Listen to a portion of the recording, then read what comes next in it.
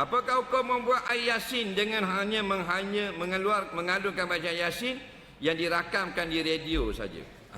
Baik, dengar molek. Asal ceritanya Quran ini dok lagi dengan air. Quran dulu. Tujuan turun Quran ni beberapa, di antaranya untuk kita ikut hukum-hukumnya yang ada dalam Quran. Di antaranya kita dapat sawabul qiraah, pahala membaca. Jadi kita baca Quran walaupun tak faham makna, dapat pahala. Kemudian masalah baca Quran dan tiup pada air untuk berobat, boleh atau tidak? Ulama jawab boleh. Dan yang kata tak boleh baca Quran tiup pada air, tu mazhab Facebook, mazhab kelima, mazhab jahiliah dia panggil. Nak jadi ulama payah sangat, mengaji nahu pun tak lepas, lalah jadi mufti sendiri senang. Nah, habis dalam Facebook pakat keluar fatwa. Tarah ustaz je tapi keluar fatwa. Ngaji baru BA honor je, nampak syariat berani keluar fatwa dah. Faham tak ke? Nak keluar fatwa boleh, biar dak 40 tahun talaki, tamat sunang sita, khatam ngaji tafsir Qurtubi. Hafal hadis boleh 10,000 dengan sanad, baru nak keluar hukum. Ni baru BA honor UKM, UIA cakap bab hukum dah. Kita nak terberak tengok. Faham? Kelakar jadi raja lawak kat ustaz-ustaz ni. Yang jadi mangsa kita orang ramai, dia ingat mereka ni ulama. Dah, ustaz je. Yang tidak ada autoriti pun bercakap hukum. Faham tak ke?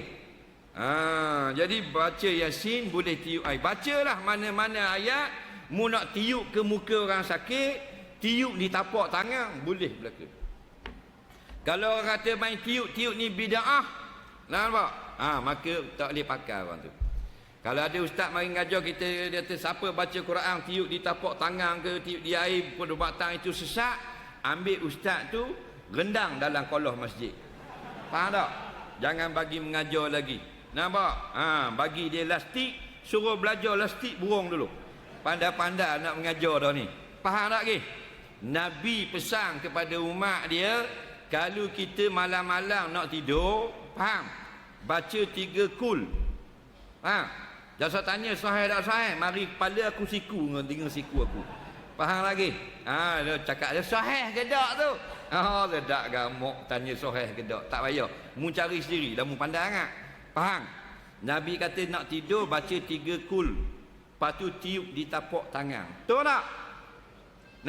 Nabi suruh tiup di tapak tangan.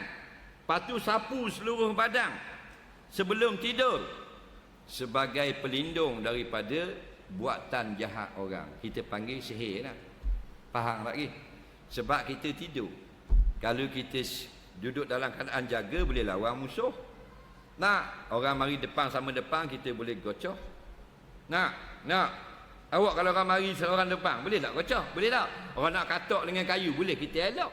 Kalau 3 orang, boleh lawan? Boleh lagi 3? 3 lari dah. Faham tak? Macam kita 10, kita tak lari lagi kalau kita ada machine gun. Faham tak?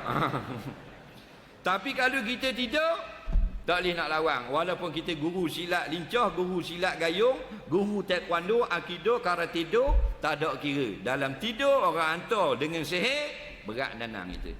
Nabi suruh tiup. Faham lagi? Jadi jelas Nabi suruh tiup. Mari ustaz bodoh ni tiup bid'ah, dia kata.